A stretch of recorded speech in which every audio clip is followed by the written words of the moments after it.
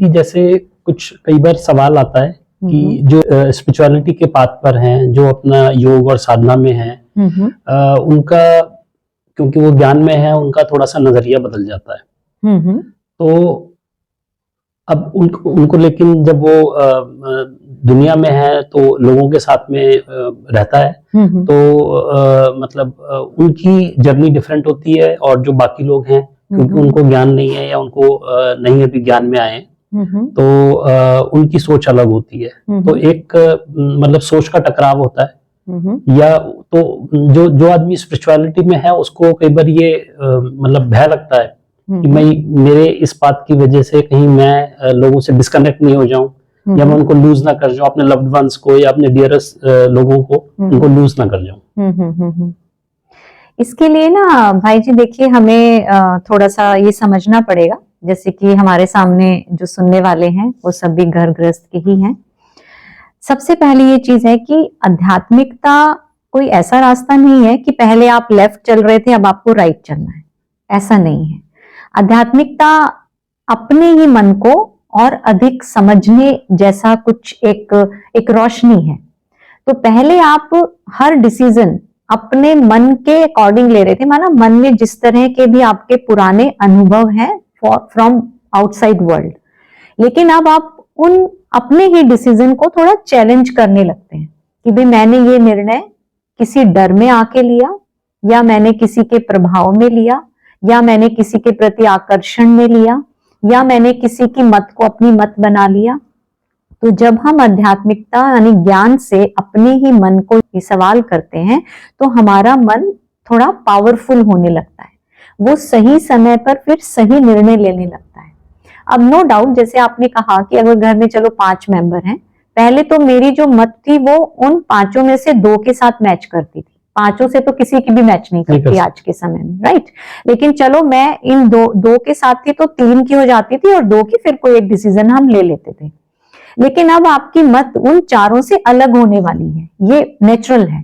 क्यों? क्योंकि आपके अंदर एक समझ आ रही है और उनके अंदर वो अभी समझ आई नहीं है, राइट। लेकिन आपकी इस समझ में इतनी पावर होती है कि अगर आप इसको नम्रता के साथ सामने रखेंगे ना, तो उनको भी आपकी समझ आने लगेगी। लेकिन हम बेसिकली क्या होते हैं कि जब हम ज्ञान में आते हैं या आध्यात्मिकता को जीवन में लाते हैं, तो बिना ही किसी कारण के हम अपने आप को बहुत ऊंचा समझने लगते हैं कि मैं तो बड़ा ज्ञानी हूं। तो हमारा जो निर्णय लेने का तरीका होता है ना, उसमें एक ऑड वन आउट की फीलिंग डाल देते हैं हम कि तुम सब तो ना समझो और मैं समझदार हूँ, राइट। तो वो हमें दूरी कराता है। तो बेसिकली हमें नई समझ को नम्रता के साथ उनके साथ बैठ के डिस्कस करना है, तो फिर वो दूरी नहीं आएगी, डिफरेंस नहीं आएगा। और यहाँ पर मैं एक बात पर और ध्यान खिंचवाना चाहूंगी कि आध्यात्मिकता जो है वो 2 साथ साथ चीजें चलती हैं। जैसे हमारे जो बॉडी की मूवमेंट है वो 2 पैरों से होती है ना। एक पैर पूरा जब अगले जमीन पे पड़ जाता है, अगर हम बिल्कुल स्लो मोशन में देखेंगे ना, तब पिछला पैर उठता है, फिर अगला जाएगा, फिर अगला उठेगा। तो ऐसे ही आध्यात्मिकता में ना ज्ञान योग साथ साथ चलना चाहिए। क्योंकि जब आप मेडिटेशन करते हैं, कॉन्शियस मेडिटेशन जिसको हम कहते हैं कॉन्शियस स्लीपिंग ऑफ माइंड, मन को आराम देते हैं, तो वही मन बुद्धि के द्वारा दिए गए ज्ञान को नम्रता से उठाता है। लेकिन अगर आपने योग नहीं किया तो वही ज्ञान आपके अंदर पहले से भी ज्यादा तेजी ले आएगा, और वो जो तेजी आती है ना, वो घर का कोई मेंबर स्वीकारेगा नहीं करेगा। फिर आपसे उनको आपकी समझ अच्छी भी नहीं लगेगी, क्योंकि हर कोई प्यार का भूखा है ना। लेकिन आप लॉफुल को विद लव सामने रखोगे और उसकी पावर आप योग से अपने अंदर भरोगे, तो ऐसा हो ही नहीं सकता कि आप ऑड वन आउट हो जाओ। तो मुझे लगता है कि ज्ञान योग का एक सुंदर बैलेंस अगर हम क्रिएट करें, तो घर गृहस्थ में रहने वाली हर आत्मा आध्यात्मिकता के प्रकाश में अपने साथ अपनों को भी ला सकती है, क्योंकि ये भी एक जिम्मेवारी हो जाती है। हाँ जी, है ना। जैसे घर के जो पुरुष हैं वो धन कमाते हैं, राइट, लेकिन वो धन बहुत रूड होके वो दूसरों को दें, है ना, कि भाई मैं ही कमाता हूँ, लो तुम ये रखो, ये तुम ये खर्चा करना, तुमने बहुत खर्चा बढ़ा दिया है, तो वो लेने वाला भी ना लेने के लिए इनकार करेगा। वो कहेगा आप क्या अलग कमाते हो, लो हम भी कमा के दिखाएंगे, है ना। तो ऐसे ही जब हम ज्ञान धन से भर जाते हैं ना, तो हमारा जो उसको देने का तरीका होता है ना, वो बहुत रूड हो जाता है और वो हमारे अपनों को हमसे दूर कर देता है। तो ज्ञान और योग का सुंदर तालमेल अगर हम बनाएंगे तो हम देखेंगे कि तरीका हमारा लॉफुल होगा लेकिन विद लव होगा। तो दैट इज मोर रिक्वायर्ड। चाहे आप समझ को धीरे धीरे लाओ पर अपना प्यार नहीं छोड़ो, उनके प्रति सम्मान नहीं छोड़ो, अपनी नम्रता को नहीं भूलो। इसीलिए अगर हम ब्रह्मा कुमारीज में जो ज्ञान मिला उसको देखें तो बाबा हमें कहते हैं सत्यता को सभ्यता से रखना है। हम सत्यता तो रखते हैं लेकिन सभ्यता नहीं रखते हैं, और सभ्यता हमें योग से आएगी। सभ्यता माना नम्रता से अपनी बात को रखना। जैसे आपने बहुत अच्छा पॉइंट बोला कि सामने वाले के दृष्टिकोण को या उसकी बात का सम्मान करना। तो शायद जब आप स्पिरिचुअलिटी में आते हैं तो आप अपने आप को डिफरेंट समझते हैं, तो आप उसकी शायद बात का सम्मान नहीं करते, इसकी वजह से शायद डिफरेंस महसूस होता है। आ जाता है। तो वो डिफरेंस वो क्रिएट नहीं करते हैं, वो डिफरेंस हम क्रिएट कर देते हैं। और वो इसलिए हो जाता है क्योंकि हम योग कम करते हैं। ज्ञान हमें बहुत अच्छा लगता है लेकिन योग नहीं हम करते, तो वो फिर पावर हमारे अंदर नहीं। दूसरा सवाल का शायद जवाब आपने कुछ हद तक इसी में दे दिया। हाँ जी। दूसरा सवाल ये है कि योग और ज्ञान में किसको ज्यादा इम्पोर्टेंस दे, क्योंकि किसी का ध्यान योग में अधिक होता है, मन योग में ज्यादा लगता है, किसी को ज्ञान ज्यादा प्रिय होता है तो उसको ज्ञान में ज्यादा लगता है। तो कोई ऐसा तो नहीं है कि कोई ज्यादा ज्ञान में चला जाए या ज्यादा योग में चला जाए तो वो डिसबैलेंस है, या किसी को ज्यादा इंपॉर्टेंस देनी, किसी को कम इंपॉर्टेंस होती है। जो कहा वो बिल्कुल ठीक है कि हमें मिसबैलेंस नहीं करना है। ज्ञान और योग दोनों की ही हमें बराबर की नीड है। ज्यादा ज्ञान ले लेंगे, योग नहीं लगाएंगे तो वो ज्ञान ही हमारा अहंकार बन जाएगा। ज्यादा योग करेंगे, ज्ञान नहीं लेंगे तो वो योग हमारा देह भान का होगा, तो हम कनेक्ट ही नहीं हो पाएंगे। फिर हम योग में भी थक जाएंगे क्योंकि हमें वो प्राप्तियां नहीं होंगी। क्योंकि ज्ञान हमारा योग के लायक प्लेटफॉर्म बनाता है। अगर वो प्लेटफॉर्म नहीं बनाया तो आप जैसे किसी देहधारी से जुड़ जाएंगे, उसको सोचेंगे उससे कनेक्ट होना ही योग है। हाँ जी। है ना। आप ऑलमाइटी से नहीं जुड़ पाएंगे। हाँ जी। तो इंटरमीडिएटर से जुड़ेंगे तो प्राप्ति नहीं होगी जो भक्ति में किया हमने। तो ज्ञान और योग का एक सुंदर तालमेल। इसको ऐसे समझे जैसे मान लो कोई प्रॉब्लम होगी फिजिकल हमें, और उस फिजिकल प्रॉब्लम के लिए हमने किसी डॉक्टर को अप्रोच किया and is a specialist of जो भी प्रॉब्लम हुआ। अब उन्होंने ना मुझे प्रिस्क्रिप्शन भी दी है और प्रिकॉशन भी दी है। प्रिस्क्रिप्शन है ज्ञान, राइट, और प्रिकॉशन मान लो योग है। मैं उनकी बताई हुई दवाइयां तो खा रही हूँ पर परहेज नहीं कर रही। हाँ जी। है ना। हाँ जी। तो वो दवाइयां मुझे फायदा नहीं करेंगी, उसका बल्कि साइड इफेक्ट्स भी आएंगे। और मैं कहूंगी मेरी तो बीमारी नहीं ठीक हो रही है, डॉक्टर लायक नहीं है, मैं डॉक्टर चेंज कर लेती हूँ। अब डॉक्टर चेंज किया लेकिन मेरी वृत्ति अभी भी वही है कि भाई जो प्रिकॉशन बोली है कोई खान पान को लेकर, सोने से जागने से लेकर आपकी दिनचर्या से लेकर, वो आप नहीं कर रहे हो तो फायदा नहीं होगा ना। तो ऐसे ही अगर हम खाली ज्ञान के पॉइंट्स उठाते रहेंगे, योग नहीं करेंगे, तो हमारे लिए बल्कि नासमझी से भी बड़ी नासमझी हो जाएगी। वो समझ ही नासमझी हो जाएगी जी। क्योंकि वो आपको अपने घर में ही पराया कर देगी। हाँ जी। हाँ जी। तो ये हमें कभी भी नहीं करना है ना। हाँ जी। हाँ जी। एक प्रश्न ये है दीदी, जब मन में विचारों का युद्ध चल रहा हो तो उस वक्त खुद को डिटैच करके मन को शांत कैसे करें? देखिए, मन में विचारों का जब युद्ध चलता है तो हमारे पर बहुत कुछ हावी होता है ना। एक पहले तो बाहर की कोई परिस्थितियां हैं, हाँ जी। है ना, और दूसरा है कि हमें ऐसा लगता है कि मेरे द्वारा कुछ होना चाहिए, है ना, तभी तो हम विचारों में चल रहे हैं ना, मैं क्या करूं। हाँ जी। तो ये भी विचार आ रहा है, वो भी विचार आ रहा है ना। तो सबसे पहले तो ये है कि जब बहुत सारा विचारों का युद्ध चल रहा है तो आपको थोड़ा सा उससे डिटैच तो होना ही पड़ेगा, है ना। जैसे आप ये माने कि बारिश में आप भीग रहे हो, राइट। अब आप कह रहे हो मैं बारिश में भीगे जा रहा हूँ, मैं क्या करूं। हटना पड़ेगा ना। और इधर आपके पास अगर कोई समाधान है, माना अम्ब्रेला है, उसको खोलना पड़ेगा, तो कुछ तो करोगे। हाँ जी। अब खाली मैं ये कहती हूँ मैं तो बारिश में भीग रही हूँ, और मैं फोन भी कर रही हूँ अपनों को, अरे मैं बारिश में भीग रही हूँ, अपना भी क्या कहेगा। तो या तो तुम शेड में आ जाओ, या तुम्हारे पर्स में अम्ब्रेला है, तुम भूल गए हो, खोलो, उसका यूज करो। तो ऐसे ही अगर मेरे को बहुत सारे विचार आ रहे हैं लेकिन साथ में मुझे ये रेमेडी पता है कि मुझे विचारों से हटना होगा और मुझे ये भी पता है कि हटने के लिए क्या प्रोसेसिंग है, क्योंकि मैं ज्ञान योग को अपने जीवन में अप्लाई कर रही हूँ।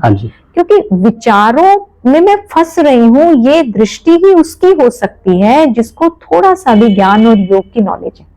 नहीं तो हमें ये पता भी नहीं होता है कि मैं विचारों में फंसी हूँ। हम उसको नेचुरल मानते हैं। लेकिन अगर आपका ये सवाल आ रहा है कि मैं विचारों से खुद को कैसे निकालूं, तो इसका मतलब आपके पास उसका समाधान तो है, लेकिन आप भूल गए। तो ज्ञान हमें वो स्मृति दिलाता है कि आप अपने विचारों से थोड़ा साक्षी हो जाओ, अलग हटके फिर थोड़े वो विचार लाओ जो आपने ज्ञान में सुने। अब वो विचार किस तरह के उस मोमेंट पर काम आएंगे, दैट डिपेंड्स अपॉन परिस्थिति टू परिस्थिति। फिर आप साक्षी होके ड्रामा को देखो, फिर आप उसमें ना मनमत लगाओ ना परमत लगाओ, क्योंकि विचार सारे या तो मनमत के हैं या परमत के हैं। आप थोड़ा सा श्रीमत के फॉर्मूले लगाओ। जैसे आज जो हमारा अभी सेशन चला उसमें हमने बात की कि समस्याओं का समाधान नहीं ढूंढना है, हमें एक ऐसी दृष्टि लानी है कि समस्या ही समाधान है। हाँ जी। अब ये दृष्टि बारिश में विचारों में भीगते हुए नहीं आ सकती, आपको थोड़ा पीछे हटना पड़ेगा। पीछे हटेंगे, थोड़ा सा देखेंगे तो आपको पता लगेगा, अरे ये जो समस्या आई है ना, ये तो आह्वान कर रही है कि I have to be very peaceful, तो ये तो मेरे पीसफुलनेस का बुला रही है, तो let me handle this problem in a peaceful way. Problem का कब समाधान होगा वो तो ड्रामा में है, लेकिन आप शांत हो गए, आपका समाधान तो हो गया। Now you are result oriented, you are not problem oriented. जैसे ही आप रिजल्ट ओरिएंटेड होंगे, आप बेस्ट से बेस्ट उसमें दे पाएंगे, यही समाधान है। नहीं तो किसी भी दुनिया की प्रॉब्लम का समाधान जो सामने दिख रहा है वो हमारे हाथ में नहीं है। दैट इज कार्य कारण का सिद्धांत। कोई बीमारी हुई है, 6 महीने में ठीक होगी, साल में ठीक होगी, वो आप नहीं कर सकते। आप बेस्ट से बेस्ट डॉक्टर लेके जा सकते हो, वो अपने समय से होगी, वो अपने समय से होगी। आप बेस्ट से बेस्ट मेडिसिन दिला सकते हो, लेकिन ये कौन कर पाएगा? जो उस डिजीज में एनरोल नहीं है, जो उससे अलग है ना। इसलिए तो हम घर गृहस्थ में रहने वाले सब सुन रहे हैं, हम देखते हैं भी किसी एक को तकलीफ होती है तो घर के बाकी मेंबर उसके सहयोगी हो जाते हैं, उसको डॉक्टर के पास लेके जाते हैं, ट्रीटमेंट कराते हैं, मेडिकेशन टाइम पे देते हैं, क्योंकि वो उससे अलग है। हाँ जी।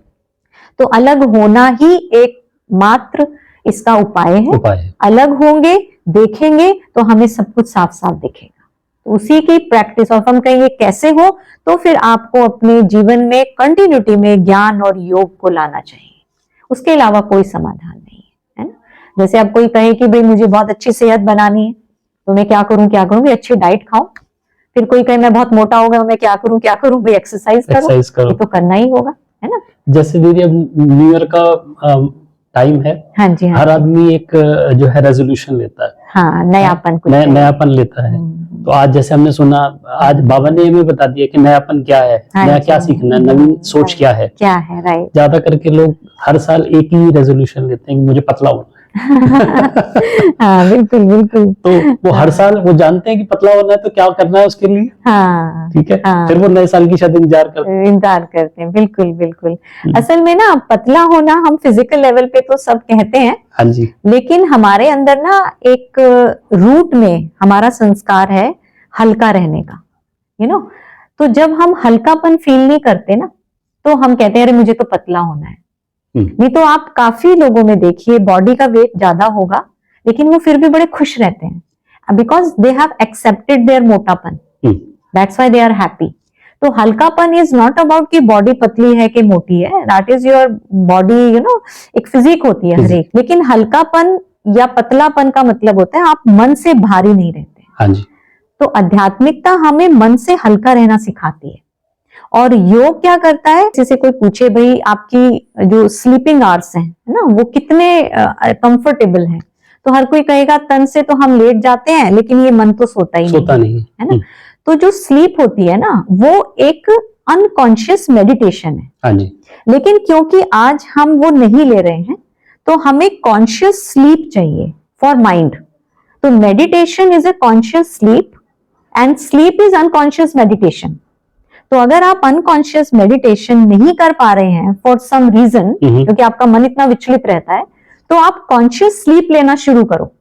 यानी कि जितनी आपकी उम्र है, ये साइंटिफिकली प्रूवन है कि जितनी आपकी उम्र है उतने मिनट्स आप योग बैठ कर करो, एक साधना अपने जीवन में लाओ। If you are 30 years, 24 hours में 30 मिनट्स का योग is must for you every day. हाँ, 30 प्लस हो जाए, नीचे नहीं आना चाहिए। And do this practice for a month में या तो आपका बॉडी वेट पर भी आप मेहनत करने लग जाओगे, और या फिर आप अपने बॉडी वेट को स्वीकार कर लोगे, आप मन से हल्के हो जाओगे। तो दोनों ही लेवल पर आपको फायदा होने वाला है। तो मैं तो हमेशा यही बोलती हूँ कि फिजिकल एक्सरसाइज से ज्यादा अपने मन के बारे में अगर हम कॉन्शियस एफर्ट्स रखेंगे, तो फिजिकल एक्सरसाइज भी हम ये नहीं करेंगे अरे मुझे करनी पड़ती है। हाँ जी। यू नो, हमारे अंदर एक अपने आप ही रिदम आएगा कि नहीं, I want to look smart and I have to do this hard work, इधर माय डाइट और my exercise whatsoever, but that will be done on itself. हाँ जी। करना पड़ता है, ये पड़ता वाली चीज हट जाती है। तो मैं तो यही कहूंगी, क्योंकि जैसे आपने भी बोला कि नया साल आ रहा है, हमें कुछ नवीनता लानी है, तो instead of working only on body, we have to work at mind level, and for that we have to inculcate meditation, बैठकर प्रॉपर साधना योग अपने जीवन में लाएं। तो योगी जीवन में हर चीज संभव हो जाती है, कोई भी चीज आपको मुश्किल नहीं लगेगी, क्योंकि जब मन शांत होता है तो हमें अपने आप ही समस्याओं के समाधान दिखने लगते हैं, बल्कि समस्या ही हमारे लिए समाधान का रूप ले लेती है।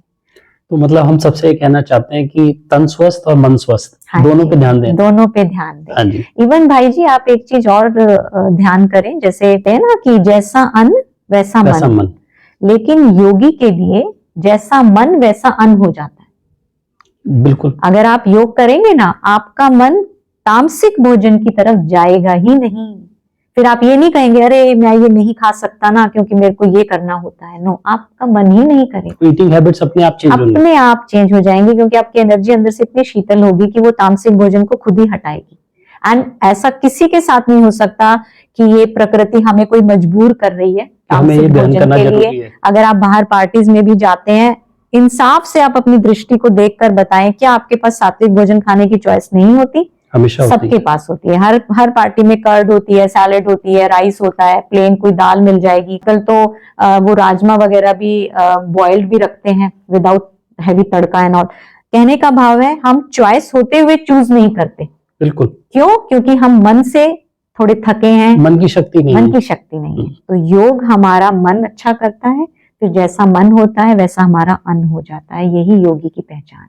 बहुत सुंदर दीदी, धन्यवाद। ओम शांति। थैंक यू भाई जी। ओम शांति।